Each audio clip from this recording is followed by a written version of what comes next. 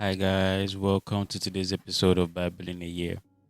Now, interestingly, yesterday we saw Jacob's son Joseph's dream looking like he was dwindling because if he said he was the highest of the stars that were bowing to him and the brightest stars were bowing to him, this does not look like the path to which that particular dream was going to be fulfilled. It tells me the story of how Abraham was, how Isaac and Jacob Israel, how it was, how they were when it comes to the promise of God. You must always have a test.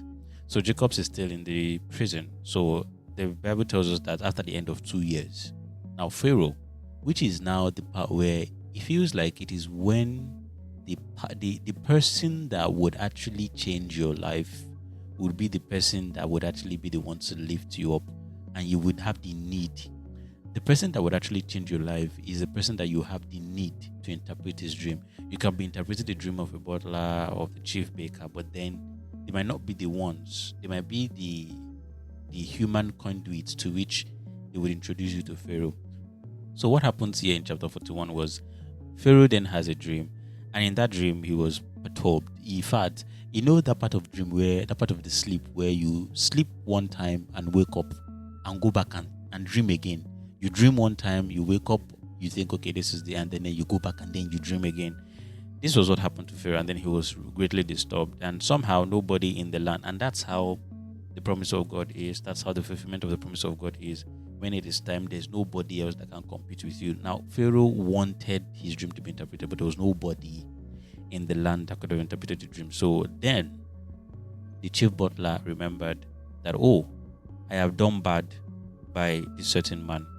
However, there's somebody in the prison that could interpret dreams. He interpreted my dream for myself and the chief baker, and then it came to pass where you promoted me or you restored me and then you hung the chief baker. Now Pharaoh says, okay, go and bring him. Now the interesting part is when they brought him, they had to shave him off. So it means even when you're in your low state, when it comes to the opportunity that you'll be given, you have to dress properly. He was shaved because he was going to appear in front of the king, So the fact that you're urgently needed does not mean that you should go there looking shabby. You have to really dress up. So when Joseph was told the dream, he interpreted the dream so perfectly where he spoke with wisdom for God was with him. In fact, he initially told Pharaoh, I'm not the one that's going to interpret the dream for you. God will give you understanding. God will give us interpretation. So it came to pass that Joseph was put in charge of everything. So he says, in as much as I am the king, there's nothing, that should not go through you. Every person coming in, every person going out, the farm, everything was laid to Joseph. The only difference is that I am just the king. Gives him the signet ring as a form of authority. Now, if you remember back when Judah had his thing with Tamara, he sold his authority, the significance of authority for the lost. Remember also what happened with Esau? We can see a pattern, right? So, but then in this case, it was of a good thing. So Pharaoh gave Joseph a signet ring as a sign of authority to say this is the person that is now in charge, basically. So that's what happens with that chapter. And then what happens later in that chapter sees the dream of Pharaoh being established, where they had a years of plentiful and then a years of famine. And then it was so strong that all other countries, all other neighboring town and everything came to Egypt for food and all of that. So chapter 42 tells us that Joseph's brother had to come to Egypt for food because there was famine where Jacob was, and Jacob says, you know what, why don't we go to Egypt and buy food? So the 10 brothers of Joseph went to Egypt. Now they were 10, remember they were 11, so minus Benjamin now, because Jacob did not allow Benjamin to go because he says, oh, I've lost Joseph, so I don't want to lose Benjamin. So 10 of them went. Now when they came to buy food, they said, oh, I'm from Canaan. So Joseph recognized them, but they did not recognize Joseph. That's what royalty will do to you. That's what change will do to you. When you come to that promise of God, you will not look the same. I think there's a song to it, go know me again, that kind of song. So you will not look the same. Joseph, he recognizes them. That thing where they say it is a person that is offended that recognizes or remembers what has been done, but the person who, the oppressor never remembers. So they didn't remember him, albeit he has changed, but they didn't remember him. So what happened was that Joseph then framed them up and says, "Oh, you are spy. You have come to spy how we have been doing our, managing our food and everything. You have come to spy us." He put them up in the prison, locked them up, not for revenge, but he wants to get them to bring his brother Benjamin, and then their father, his father. So we see along the line where in chapter 42, Joseph then tells them, "You know what? I will keep one of you.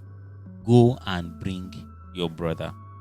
That was, the last, because they were the one that even told Joseph that, "Oh, we are not spies. Oh, we are 12 brothers. One is dead. One is no more. The other one is with our father. So we came here for food, lest we die."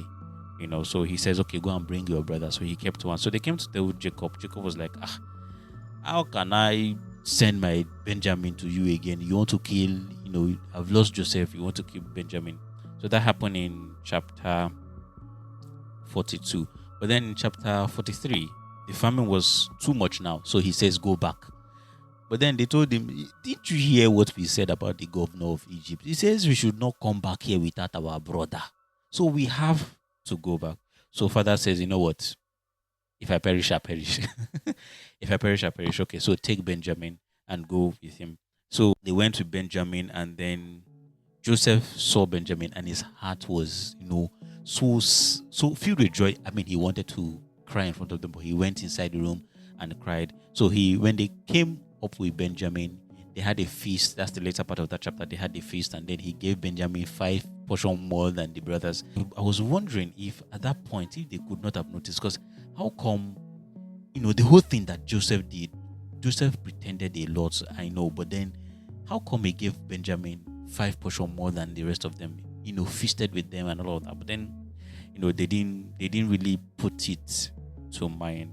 So he asked of their father, and then they said, "Oh, your servant, our father, is in good health and is still alive." So that happened in Genesis chapter 43. Now in Genesis chapter 44, so because he has fulfilled this promise of, "Okay, go and bring your brother," now he had to let them go. So he says, "Okay, saddle their horses saddle their cattle and everything with goods and everything." So he told one of the servants, the same frame up again, "Put my copy in the last child, which is Benjamin, and let them come back. We'll chase them and then let them come back." So when they were going, the army of Joseph went there and then overtook them and then dropped them and said, "Okay, you know what? How would you take the cup of my governor? Don't you know he has to the precious cup and all of that?" They were saying, "We were even saying that you gave us more than we should take. Why would we take what does not belong to us?" And they were grieved, and they had to go back to Joseph and beg Joseph. So what Joseph did was wanted to keep Benjamin.